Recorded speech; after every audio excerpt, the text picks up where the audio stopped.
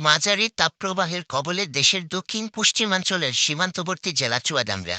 এতে অতিষ্ঠ হয়ে পড়েছে জেলার মানুষের জীবনযাত্রা।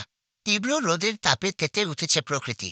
ক্রমান্বয়ে বাড়তে থাকা মাঝারি ধরনের এই তাপপ্রবাহে পুড়ছে পুরো জেলা। সবচেয়ে বেশি বিপাকে পড়েছেন খেটে খাওয়া শ্রমিকরা।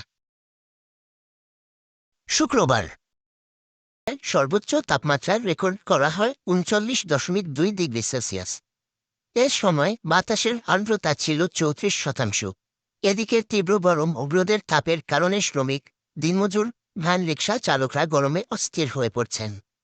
একটু প্রশান্তির খোঁজে গাছের ছায়া ও ঠান্ডা পরিবেশে গা এলিয়ে দিচ্ছেন। বেলা বাড়ার সঙ্গে সঙ্গে রাস্তাঘাটের লোকজনের চলাচল সীমিত হয়ে পড়ছে।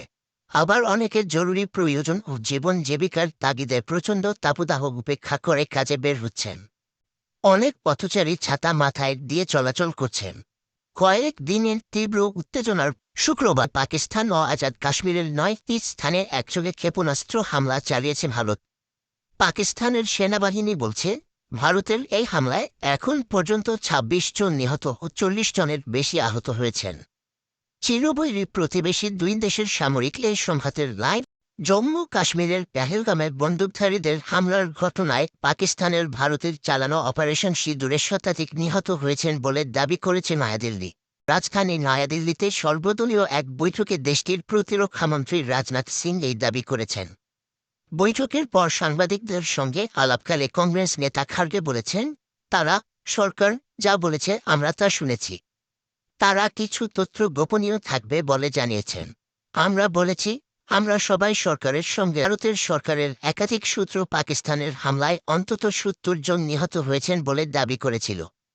সন্ত্রাসী কাজে ব্যবহৃত অবকাঠামো ধ্বংস করে দেওয়ার দাবি জানিয়েছে ভারতীয় সেনাবাহিনী। সাবেক স্বরাষ্ট্রমন্ত্রী আসাদুজ্জামান খান কামালের স্ত্রী লুৎফুল তাহমিনা খানের রাজধানীর তেজগাঁওয়ের ৪তলা বাড়ি, পুরাতন ভবনসহ ১৬ শতক জমির ৪টি প্লট, পল্লবীতে একটি ফ্ল্যাট ক্রুক ও ৬টি ব্যাংক হিসাব এবং ২টি কোম্পানির শেয়ার ফ্রিজ করার আদেশ দিয়েছেন আদালত। পুলিতন সিনিয়র স্পেশাল জজ মো. জাকির হোসেন গালিবের আদালত দুদকের আবেদনের পরিপ্রেক্ষিতে এ আদেশ দেন। দুদকের পক্ষে সংস্থাটির উপপরিচালক ও তদন্ত কর্মকর্তা মোহাম্মদ জয়নাল আবেদিন এসব ক্রুক ও ফ্রিজ চেয়ে আবেদন করেন। দুদকের জনসংযোগ কর্মকর্তা আক্তারুল ইসলাম হে তথ্য নিশ্চিত করেন।